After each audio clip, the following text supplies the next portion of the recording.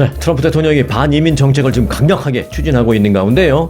이 엘살바도르가 미국에서 추방된 그 사람들을 국적이나 무슨 또 범죄 전력이 있던 없던 이런 거에 상관없이 다 받아들이겠다. 이렇게 발표해서 지금 상당히 관심을 끌고 있습니다. 그리고 일각에서는 야, 어떻게 그럴 수가 있지라고 좀 충격적으로 받아들이기도 하고 있습니다. 아주 엘살바도르에서 지금 무슨 일이 일어나고 있는지 잠시 좀 살펴보겠습니다. 자, 국적도 상관없다. 또 범죄 전력도 상관없다, 받아들이겠다라고 했는데, 저는 사실 이런 그 이민 정책이라고 할까요? 이건 무슨 뭐 국내 정책이라고 할까요? 이런 건 사실 전 본 적이 없습니다. 처음 봤는데, 자, 오늘의 스토리 이 내용으로 시작하겠습니다. 우선 이 문제와 관련해서요, 그 미국의 마코 루비오 그 국무장관이 한 얘기가 있습니다. 뭐라고 했냐면, 엘살바도르가 미국에 대한 특별한 우정의 표시로 전 세계 어디에서도 찾아볼 수 없는 그런 이민 협정에 우리하고 동의를 했다. 이렇게 밝혔습니다. 그러니까 엘살바도르와 미국이 일단 동의를 한 것만은 사실입니다.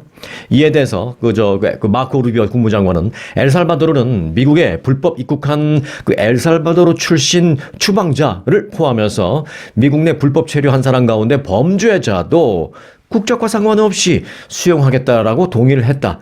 라고 말했습니다. 그래서 엘살바도르의 부켈레 대통령은 미국의 구금증인 위험한 미국인 범죄자도 엘살바도르로 보내면 자국의 교도소에 수용하겠다라고 말을 했다. 이렇게 밝혔습니다. 야, 이게 외교적으로 가능한지 모르겠습니다만 일단 그렇게 엘살바도르의 부켈레 대통령은 그렇게 상관없어. 다 보내면 받겠습니다. 라고 했다라는 것입니다. 진짜 그랬을까요? 네. 진짜 그랬습니다. 이와 관련해서 그 엘살바도르의 부켈레 대통령 상당히 젊고 굉장히 뭐 추진력 있고 좀 어찌 보면 좀 과격하다고 할까? 좀 여하튼 뭐 젊은 대통령입니다.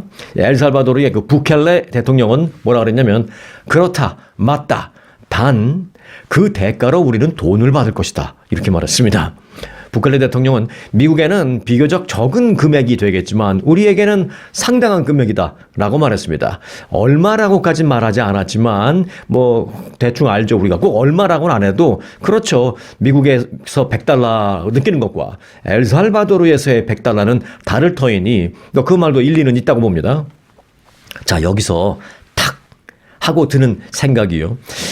엘살바도르가 지금 이걸 수익 사업으로 하려고 하는 생각이구나 하는 그런 감이 딱 옵니다, 저는. 현재까지 그 공개된 정보에 따르면요. 그 엘살바도르 정부가 국적과 또 범죄 여부와 상관없이 다 미국이 보내면 수용하겠다라는 발표와 관련해서 미국의 그 범죄자 1인당 엘살바도르에 지불하는 구체적인 금액은 얼마냐? 요거는 아직 공개되지 않았습니다. 그런데 말이 나온 김에 전해드리겠습니다만은 이 엘살바도르라는 나라는요 아주 그 희한한 정책이 있는 나라입니다. 저도 이번에 알았습니다. 이게 하도 이런 지금 전해드린 이 내용이 저로서는 좀 이해가 안 돼서 엘살바도르는 국내적으로 어떤 정책을 갖고 있길래 이걸 이렇게 막 할 수 있지? 예를 들어서 우리가 그게 한국이라고 한번 쳐보자고요. 한국의 대통령이 미국 뭐 흑인이든 백인이든 남미 사람이든 범죄자든 보내면 돈 주면 우리 받을게. 라고 했을 때 한국 사람들이 가만히 있을까요? 저는 가만 안 있을 것 같아요. 그런데 엘살바도르는 어떻게 이런 게 가능하지라고 이상한 생각이 들어서 제가 좀 찾아봤습니다. 자, 엘살바도르라는 나라는 아주 희한한 정책이 있는 나라더군요. 이 엘살바도르는 수감된 범죄자의 가족들에게 매월 일정 금액을 부과해서 받아내는 그런 정책을 시행하고 있습니다. 2023년 지금 말씀드렸던 그 부켈레 대통령의 강력한 범죄 단속 정책의 일환으로 수감자 가족들에게 이 교도소 운영 비용의 일정 부분을 부과시키는 그런 정책을 특보에 붙여서 이게 통과되었습니다. 그래서 지금 시행되고 있는 그런 나라입니다. 이에 따라서 수감자의 가족들은요 얼마를 내느냐 그럼 요거는 뭐 취해지고 있는 정책이니까 숫자가 딱 나와 있습니다. 매달 수감자 가족이 자기 가족 중에 누군가가 교도소에 수감됐다. 그럼 그 가족이 매달 나라에 어찌 보면 교도소죠. $170를 내야 돼요. $170. 그런데 이 돈은 이제 교도소 운영과 수감자의 기본 생활비로 사용이 된다라고 알려지고 있습니다. 자, 수감자 가족이 교도소에 돈을 낸다? 이런 얘기 처음 들어보셨죠? 저도 처음 들어봤습니다. 자, 사실 뭐 세계적으로 엘살바도르 같은 사례가 뭐 없습니다. 별로 없습니다. 엘살바도르처럼 수감자 가족에게 직접 비용을 부과하는 방식은 세계적으로 매우 찾아보기 어려운 드문 그런 사례입니다. 그럼 미국의 경우는 어떤가 잠깐 볼까요? 네. 미국은 일부 주에서는 교도소 내 기본 서비스, 뭐 예를 들어서 사적인 전화를 사용한다거나 아니면 교도소에서 나오는 음식 말고 추가로 식품을 뭐 구매한다거나 또는 뭐 의료 서비스를 추가적으로 받는 등에 대해서는 수감자 본인 또는 가족이 비용을 부담해야 합니다. 뭐 이런 정도는 우리가 얼마든지 예상할 수 있는 부분이긴 하죠. 그런데 사실 미국도요, 이 엘살바도르처럼 하면 어떤가 하는 그런 생각이 살짝 들기도 했습니다. 그럼 범죄 예방에 도움이 될까라는 생각도 함께 들기도 했고요. 왜냐하면 범죄자 한 명을 교도소에 수감시키기 위해서 미국에서는 이 나라에서 들어가는 비용이 워낙 많기 때문입니다. 아마 놀라실 겁니다. 좀 말씀드리면 미국에서요. 교도소에 수감된 범죄자 1인당 연간 소요되는 비용은 물론 이제 각 주마다 조금씩 다르고 또 교도소의 종류마다 다르죠. 예를 들어 연방교도소인지 주립교도소인지 또 카운티 교도소인지 등등에 따라서 뭐 조금씩 다르긴 합니다만은 평균적으로 범죄자 1인당 연간 한 3만 달러에서 최고 7만 달러까지 들어간다고 합니다. 이거 우리가 열심히 공부해서 사회 나가서 젊은이들 일해도 연봉 7만 불 벌기가 쉽지가 않은데 범죄자 한 명 그 수감시키기 위해서 최고 액수죠. 물론 이거는 1년에 7만 달러씩 들어간다는 것입니다. 그러니까 저도 살짝 그런 생각이 드는 거예요. 아, 이거 엘살바도르에 돈 조금만 주고 보내면 되나? 뭐 이런 생각도 드는 거죠. 자, 예를 들어서요. 연방교도소의 경우에는 평균적으로 1인당 연간 제일 적어요, 사실은. 그러니까 상황이 열악하다는 거죠. 1인당 연간 약 3만 6천 달러 정도가 들어가는 것으로 알려져 있습니다. 그리고 이제 주립교도소는 물론 이제 주별로 차이가 있겠습니다만은 연간 3만 달러에서 많게는 6만 달러 그 사이에 편차가 좀 크죠. 그리고 이제 뉴욕주 등 일부 주에서는요, 연간 최고 7만 달러까지 들어간다라고 합니다. 뭐 뉴욕주는 여러 가지가 모든 게 다 비싸니까 교도관들이 월급도 뭐 다른 데보다 많을 테고 뭐가 그렇게 그럼 많이 들어가느냐 뭐 5만 불, 6만 불, 7만 불 아니 범죄자 한 명 그 수감시키는데 뭐 이렇게 많이 들어라는 생각이 들 수도 있을 텐데요. 사실 그 비용에는 수감자의 뭐 식비는 당연히 들어가겠지만 그 외에 뭐 기본적인 의료비 그리고 이제 크게 봐서는 교도소 운영비나 교도관 등들의 그 월급 뭐 이런 것도 다 이제 포함이 돼서 계산된 액수라고 합니다. 여하튼 그래도 이게 그 국민들의 세금, 국민들의 주머니에서 나가는 거니까 야 이거 그렇게 많이 들어라는 생각이 들긴 합니다. 자, 특히 이제 고위험 수감자나 독방 수감자 등에 대한 비용은 더 많이 들어가는 것으로 파악됐습니다. 독방 수감자 같은 경우에는 웬만한 방에 막 10명, 12명 듣는 게 아니라 그보다는 좀 작지만 한 명 딱 들어가 있잖아요. 그러니 이제 차지하는 면적도 물론 뭐 클 거고 그래서 뭐 그 사람을 특별 대우하려고 독방에 넣는 경우도 물론 있겠지만 특별 관리하려고 위험하니까 독방에 수감하는 그런 경우도 있잖아요. 그러니까 더 중범죄자일수록 더 중한 죄를 저지른 사람일수록 돈이 더 들어간다는 겁니다. 그러니까 어찌 보면 엘살바도르처럼 그저 수감자 측에서 돈을 받는 것도 아 일견 말이 되네라는 생각이 이쯤 되니까 들더라고요. 자, 그래서 아무튼 이렇게 이제 범죄자들을 수감하는 데에 미국이든 어디든 뭐 큰 비용이 들어가니까 미국에서는 1인당 그렇게 말씀드린 대로 뭐 4, 5만 불, 뭐 6, 7만 불씩 막 이렇게 들어가니 그죠? 한 범죄자 1인당 한 돈만 불 줘서 그 계산해서 엘살바도르로 보내면 안 되나? 그 어떨까? 라는 생각도 들기도 하는 거죠. 자, 그런데 이제 엘살바도르에서 이걸 덥석 잡은 겁니다. 이번에. 뭐 어찌 보면 양측의 이해관계가 맞아 떨어졌다. 뭐 이렇게 말할 수도 있죠. 자, 앞서 그 엘살바도르의 부켈레 대통령이 말을 했다라고 제가 전해드렸잖아요. 미국에게는 비교적 적은 금액이겠지만 우리에게는 상당한 금액이다. 라는 그 말. 자, 물론 그게 얼마인지는 공개되지 않았습니다만은 저는 1인당 뭐 $10,000가 넘지는 않을 거다라고 생각을 합니다. 아무튼 이제 트럼프 대통령의 불법 이민자 추방작전을 벌이다가 과외로 이렇게 미국 내 남미 출신 수감자들을 싸게 보내버릴 수 있는 방법까지 지금 조용히 진행이 되고 있다라는 것입니다.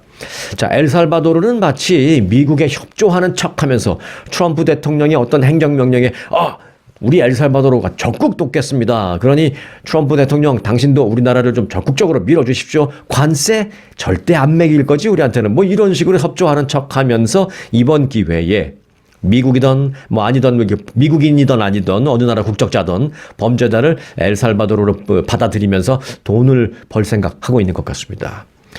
그런데 뭐 이제 여기까지 가면은 너무 좀 확대된 생각인가 뭐 그런 생각할 수도 있습니다.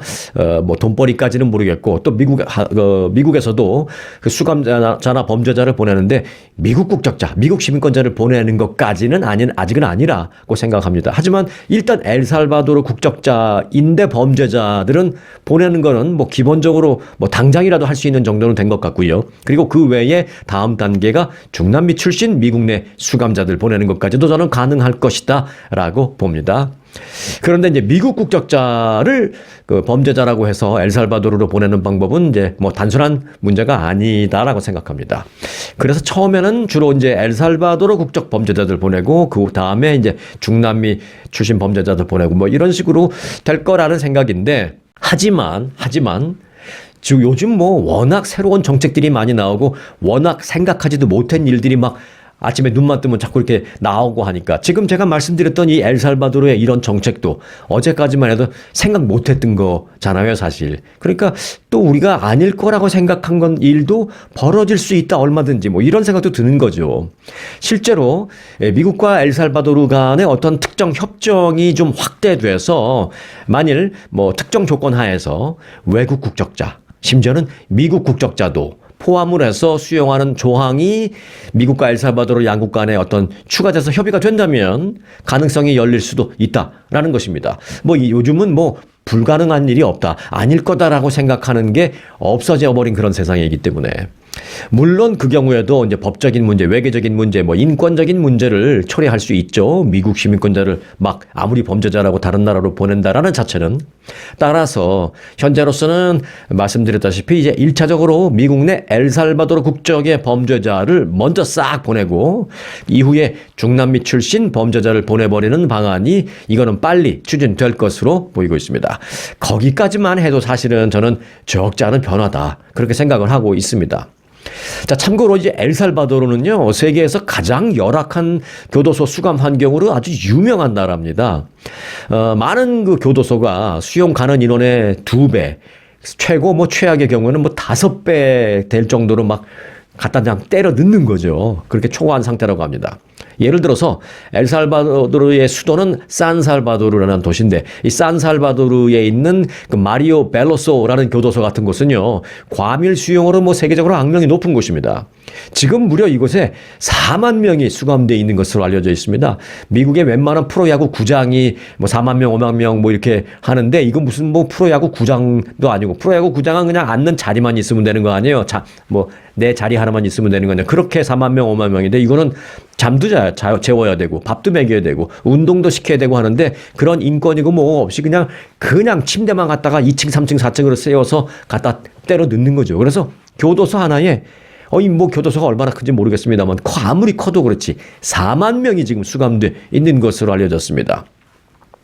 미국에서 체포되면 그리로 보내버린다 라고 하면 그러면 이제 미국 내에서 범죄자들이 무서워서 죄 안 지으려고 할까요? 뭐 그런 생각도 살짝 들기도 했습니다. 네. 자, 여하튼 정말 불가능한 일이 없구나. 이런 일까지는 아니겠지라고 생각하는 것도 이제 얼마든지 일어날 수 있다라는 것을 알 수 있는 그런 대목. 미국과 엘살바도르 간에 새롭게 맺은 그 협정 얘기를 좀 해드렸습니다. 자, 트럼프 대통령이 출생 시민권 폐지 행정명령을 일단 내렸잖아요. 물론 아직 발효가 되질 않았죠. 법적인 문제가 걸려 있기 때문에. 그런데 그런 트럼프 대통령 행정명령이 일단 내려지자, 그리고 미국에서 그런 분위기가 고조되자 중국의 그 미국 내 출산 산업 행태계가 흔들리고 있다라고 자유시보가 보도했습니다. 그동안 이 제도에 따라서 중국의 산모들이 미국에서 아이를 낳게 하는 과정, 그러니까 이제 원정 출산을 하려고 하는 그 과정을 다 이제 원스톱 서비스를 해주는 그런 비즈니스가 중국에 지금 어마어마하게 커져 있거든요. 비자를 처리해 준다든지, 여행 준비를 싹 다 해준다든지, 의료 서비스를 준비시켜 준다든지, 또 뭐 LA가 됐든 뭐 뉴욕이 됐든 미국 내의 그 대도시의 산후조리원, 뭐 산부인과 병원, 그 병원에는 중국말 잘하는 중국계 의사 등등, 심지어는 아이가 낳으면 시민권을 받아야 되니까 그 이후에 뭐 법률 자문 등등까지 일종의 완전히 원정 출산 원스톱 산업 이게 지금 거대 기업으로 커져 있는 상태입니다. 중국에서. 그래서 일부에서는 불법 입국 등을 포함한 소위 원스톱 블랙마켓 서비스라고 부르고 있습니다. 그런데요, 트럼프 대통령의 이번 그 전격, 미국에서 태어나도 바로 시민권을 주는 것을 폐지하겠다. 물론 두 사람 다 부모가 시민권자면 그렇겠지만 두 사람 중에 한 사람이라도 시민권자가 아니면은 안 주겠다. 뭐 이런 얘기죠. 그런 것으로 인해서 이 같은 그 미국 내 원정 출산 산업의 그 사슬이 중대한 변화를 겪고 있다라는 것입니다. 뭐 트럼프 대통령의 그 정책이 좋다, 나쁘다를 얘기하려는 건 지금 이 순간에 그런 게 아닙니다. 그리고 지금까지의 이참에 알아보는 거죠. 중국의 그 원정 출산 형태가 어땠는지를 이 기회에 중국에서 그런 보도가 나온 김에 그 내용을 좀 전해드리는 겁니다. 왜? 이게 결국은 중국 얘기이긴 하지만 이곳 미국 얘기이기 때문입니다. 자, 중국 경제의 성장에 따라서 최근 들어서 점점 더 많은 중국 가족이 미국에서 아이를 낳는 것을 선택하고 있는 그런 상황입니다. 이는 아이의 미국 시민권 취득에 그치지 않고 자녀의 미래 교육, 그러니까 여기서 시민권 취득했으니까 애를 그냥 여기서 자라게 하는 거죠. 계속 공부도 시키고 여기서 그러니까 완전히 원정 출산 와서 그냥 눌러 앉아서 이민을 해버리는 거죠. 부모의 그 합법 체류 자격을 못 딴다 하더라도 내 아이가 여기서 태어나가고 시민권 받았는데 설마 나를 내쫓으려고 뭐 이런 생각하는 거죠. 자, 중국인들의 입장에서는 그래서 무슨 미래 교육, 취업, 가족의 앞으로의 생활 이런 것 등등에서 상당히 많은 의미가 있는 게 바로 원정 출산이라고 합니다. 이런 추세에 따라서 21세기 초부터 미국 내 원정 출산은 중국에서는 개인적인 차원에서 비자 처리, 여행 준비, 의료 서비스 등등등 광범위한 분야를 포함하는 매우 성숙한 산업으로 이미 급성장했다라는 것입니다. 미국 내 출산 시장 호황으로 인해서 이 수많은 중개업체와 암시장 서비스도 생겨나고 있습니다. 중개업체도 그렇습니다만 암시장 서비스라고 제가 표현하는 이유는 뭐냐면 여기서 무슨 비즈니스로 제대로 등록도 하지 않고 허가받지도 않은 그런 중개업체, 허가받지도 않은 산후조리원, 사실 미국 개념에서는 산후조리원이라는 비즈니스 개념도 없어요. 뭐 이런 등등의 암시장이 크게 번성하고 있는 것이죠. 등록되지 않은 그 기관이 높은 수수료를 청구해버리고 심지어는 돈만 받고 도망가는 그런 사기 행각 피해도 많이 나타나고 있습니다. 그럼에도 불구하고 많은 중국에 돈 많은 사람들이 미국의 원정 출산을 계속 오고 있는 거죠. 태평양에 있는 사이판, 괌 이런 데는 아주 중국 사람들이 선호하는 곳입니다. 특히 이제 사이판 같은 경우에는 중국인 임산부들의 최출산 선호지로 최근에 떠올랐습니다. VOA, Voice of America 방송이 이를 보도하기도 했습니다. 사이판은 지난 2009년부터 중국인에게 비자 없이 그리고 입국할 수 있는 그런 유일한 미국령입니다. 미국령이 많죠. 사이판도 있고 괌도 있고 푸에르토리코도 있고 하지만 그중에서 유일하게 사이판은 중국 사람들에게 비자 없이 들어와도 되게끔 만든 데입니다. 그러니까 중국 사람들이 임산부들이 비자 없이 사이판에 들어가서 그냥 아이 낳는 거죠. 그런데 사이판은 미국령이기 때문에 거기서 미국 시민권을 주는 겁니다. 그래서 아주 중국 사람들이 사이판을 선호하고 있는 거죠. 중국인 관광객이 비자 없이 거기서 14일 동안 머물 수 있는 것을 이용해서 일부 임산부가 출산을 위해 이곳으로 대거 가고 있습니다. 사이판에 온 그 중국인 임산부가 태어난 아기를 숫자를 보면 지난 2009년에는 8명밖에 없었습니다. 2009년에 8명, 그 다음에 이제 세월이 좀 흘러서 2012년에는 282명, 그런데 얼마 전인 2018년에는 574명으로 늘었습니다. 그런데요, 사이판에 워낙 인구가 적잖아요. 그래서 그 2018년에 중국인이 낳은 아이가 574명이라는 것은 그 사이판 현지 주민의 출생아 수보다 훨씬 더 많은 숫자라는 것입니다. 그러니까 사이판에 있는 산부인과 의사들은 그 아이를 봤는데 사이판 현지 주민들의 아이를 받기보다는 중국에서 온 사람들 아이 받는 게 바쁜 겁니다. 미국 전체로는 지난 2016년 약 6만 명의 중국 임산부가 미국 본토에서 아이를 출산했습니다. 그런데 이게 2016년에 그렇다 그랬죠? 2020년에는요, 이게 10만 명 이상으로 늘어났습니다. 미국 내 출산 비용은 비자, 항공권, 의료비, 산후조리원 서비스 등등을 포함해서 그러면 얼마 들어가느냐? 중국 사람들이 여기 와서 원정 출산할 정도면 돈이 없는 사람이 아니잖아요. 그런데 가장 싸게 비용을 좀 적게 들이고 좀 기간도 좀 줄이고 해서 좀 제일 싸게 비용을 들이는 게 한 6만 불 정도 되고요. 조금 비용도 좀 여유 있게 쓰고 시설도 좀 좋은 데 좀 더 가고 또 여기 체류 기간도 조금 더 늘리고 이렇게 여유 있게 하는 사람들은 기본적으로 10만 불을 쓴다라고 합니다. 그래서 월스트리트저널은요, 중국인들의 그 미국 원정 출산 시장 규모가 최근에 약 30억 달러까지 늘어났다라고 보도했습니다. 그 임산부들을 대상으로 하는 그 사업의 시장 규모가 30억 달러까지 늘어났다라는 것입니다. 그러니까 누가 이 시장에 뛰어들지 않으려고 하겠습니까? 그 중국과 네트워크가 잘 돼 있는 그런 사람들이라면. 하지만 그 중국인의 그 미국 내 출산 증가는 미국 진짜 정작 이곳 미국의 의료 시스템에 부담을 준다는 그런 지적도 많습니다. 와서 그냥 캐시로 2만 불, 3만 불 막 내고 가니까 병원에서 요것 봐라. 캐시 2만 불, 3만 불 막 내고 중국 사람들이 여기서 아이 낳네. 그러니까 현지 미국에 있는 현지 우리 국민들이 아이 낳으러 가려면 뭐 보험 청구해야 돼, 뭐 메디칼 해야 돼, 뭐 해야 돼. 복잡하고 또 그 돈이 제대로 오는지 확인하기까지 시간도 걸리고 그러는데 중국 임산부 딱 받으니까 그 자리에서 몇만 불 내네. 이러니까 자꾸 중국 임산부 쪽으로 선호도가 돌아버리니까 정작 이곳에 우리에게는 부담이 되는 거죠. 일종의 피해를 받는 거죠, 우리가. 자, 그래서 그런 저런 차원에서 이번 정부에서 그 출생시민권 제도를 폐지하려고 하는데, 물론 사실 이 부분은 수정헌법에 위배되기 때문에 위헌 논란이 있습니다. 그래서 현재 또 한 20개 주에서는요, 그 문제를 제기하고 소송을 하는 등, 그래서 여러 가지 문제 때문에 트럼프 대통령의 의지와는 관계없이 실제로 시행될 수 있을지는 사실 미지수입니다. 저는 미지수라고 표현했지만 가능성이 높지 않다라고 봅니다.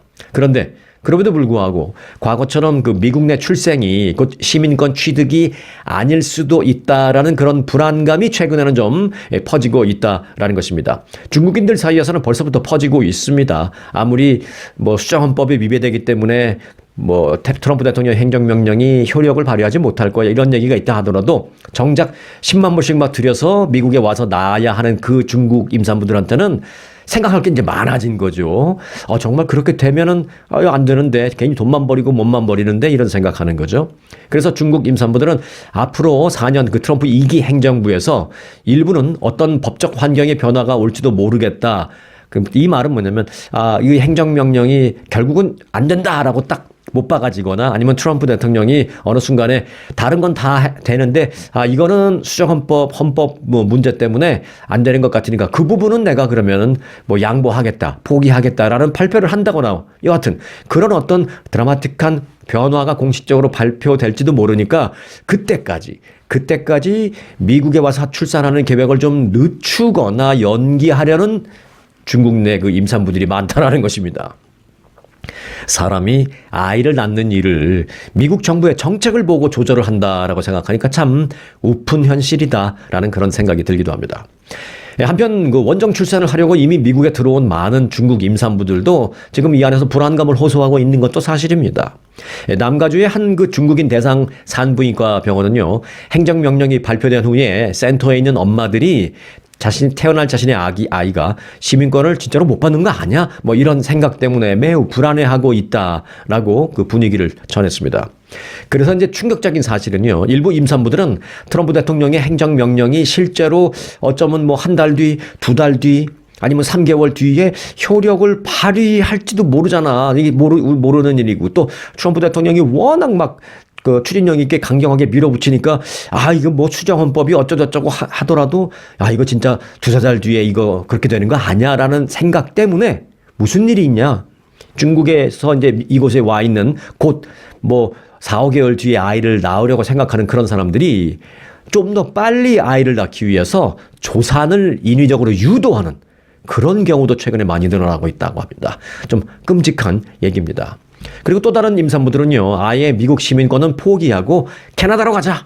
캐나다나 미국이나 이런 생각하는 거죠. 캐나다로 가서 거기서 출산할 것을 고려하고 있어서 그런 사람들도 늘고 있다라는 전언입니다. 이 한국인들의 원정 출산도 한때는 크게 붐을 이루곤 했었습니다만은 요즘은 한풀 꺾인 듯 합니다. 그래서 지금은 중국인들의 그 원정 출산이 그렇게 급증했는데, 자, 앞으로 또 이 시장이 어떻게 변화를 맞게 될지 주목된다라는 말씀입니다. 자, 간추린 뉴스 좀 짧게 좀 더 정리를 해드리겠습니다.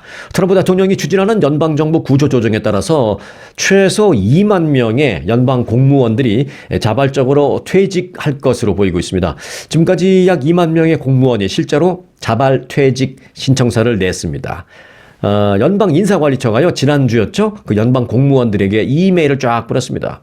자발 퇴직을 할 경우에 곧바로 근무에서 여러분들을 빼주고, 그러니까 일을 안 해도 됩니다. 하지만 9월 30일까지는 월급도 주고, 베네피트 그대로 다 주고, 모든 걸 유지시켜 줄겠다라고 자발적 퇴직 신청을 받기 시작했습니다. 지난주부터. 그랬더니 지금까지 약 한 2만 명이 신청을 한 거예요. 현재까지 이를 신청한 약 2만 명이라는 숫자는 전체 연방 공무원의 한 1% 정도밖에 안 되는 수치입니다. 그래서 백악관의 목표는 뭐냐면 못해도 5%, 가능하다면 한 10%까지 그렇게 자발적 퇴직 신청을 받아서 좀 인력 감축을 하겠다는 것이죠. 10%면 상당히 과격한 그런 숫자인데 여하튼 지금 백악관이 생각하는 것보다는 지금 아직 턱없이 모자란다라는 것입니다. 그래서 앞으로 이제 이번 주말까지 계속해서 연방정부는 자발 퇴직을 더 받을 건데 아마 주말까지 적지 않은 숫자가 아마 신청을 할 것이다라는 게 전언입니다. 네, 반가운 소식 하나 전해드릴까요? 이건 자랑스러운 소식이죠. 한인 1.5세 여성이요, 미주 한인으로는 최초로 글로벌 다국적 제약사긴 하지만은 이제 일본에 기반을 둔 회사입니다. 그 CEO로 선임이 돼서 지금 화제를 낳고 있습니다. 일본 최대 제약회사이자 다국적 제약사인 타케타라고 있습니다. 그 타케타 제약회사는 그 이사회를 통해서 최근에 차기 CEO로 현재 미국 사업부 사장을 맡고 있는 올해 54살의 한인 줄리 김 씨를 만장일치로 선임했습니다. 줄리 김 차기 CEO는요, 어릴 때 오하이오주로 이민을 온 이민 1.5세입니다. 한국말도 잘하고요. 그 아이비리그인 달트모스 대학에서 경제학을 전공했고, 그리고 유명한 MBA 과정이죠. 그 노스웨스턴 대학의 켈로그 경영대학원에서 MBA를 취득한 뒤에 컨설턴트 활동도 많이 하다가 지난 2000년대 초반에 제약업계에 뛰어든 인물입니다. 줄리 김 차기 CEO는 한인 사회 일도 많이 해요. 그 한인 정치력 신장을 위한 단체 미주 한인 위원회라고 있습니다. 그 위원회의 회원으로도 오랫동안 활동하고 있는 아주 자랑스러운 1.5세 줄리 김 소개를 해드렸습니다. 한국에 가면은 명동 거리든 아니면 굳이 명동 아니더라도 동네에 조금 번화한 거리에 나가면 편의점 있고 그 옆에 무슨 화장품 같은 걸 전문으로 파는 그런 친근한 그런 매장이 있습니다. CJ에서 운영하는 올리브영이라고 있어요. 올리브영. 거기서 저렴하게 웬만한 화장품들을 막 쉽게 살 수 있어서 특히 이제 젊은 사람들이 많이 좋아하는데요. 그 CJ 올리브영이 드디어 미국에 진출한다는 소식입니다. CJ 올리브영이 LA에 우선 현지 법인 CJ 올리브영 USA를 설립하고 세계 1위 뷰티 시장인 이곳 미국에 본격 진출을 선언했습니다. 올리브영은 미국 법인 설립과 함께 글로벌 몰을 더 앞으로 확장시키겠다라는 그런 포부를 밝혔습니다. 오프라인 매장은 현재 LA 인근의 여러 후보 지역을 놓고 검토 중에 있습니다. 아직은 세워지지 않았고 일단 법인만 세운 거죠.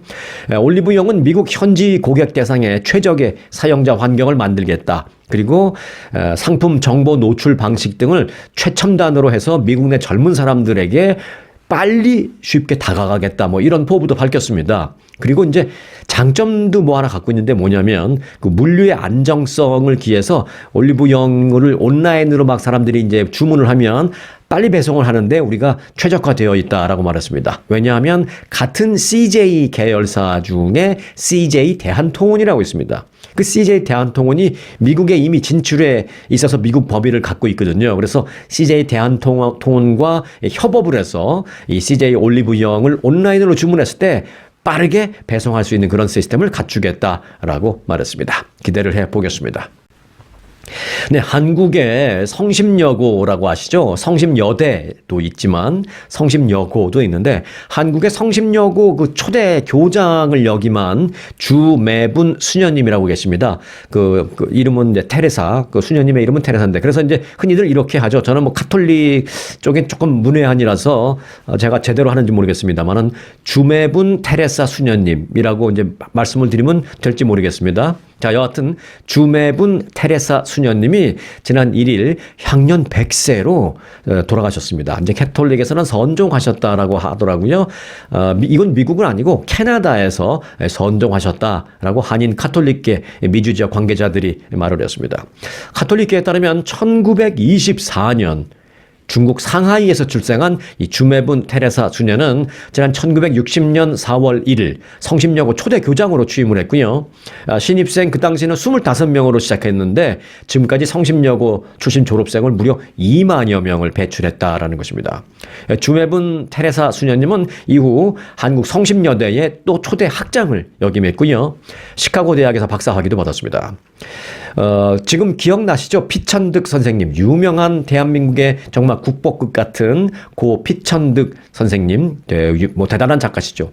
이 피천득 선생님의 그 대표적인 수필 인연이라는 수필이 있는데 그 인연이라는 수필에 등장하는 주수녀님이라는 그 인물이 있습니다. 그 주수녀님이 바로 이 주매분 수녀님인 것으로 좀 알려지고 있습니다. 자, 한국 가톨릭계는 물론 교육계에도 큰 획을 그으신 이 주매분 테레사 수녀님의 명복을 빕니다. 자, 오늘도 하루가 밝았죠? 그저 오늘도 여러분 계신 그곳에서 편안한 또 하나의 좋은 하루가 되시길 바라면서 오늘 영상 마치겠습니다. 대통령상 수상에 빛나는 초특급 아주 투어 모국 관광.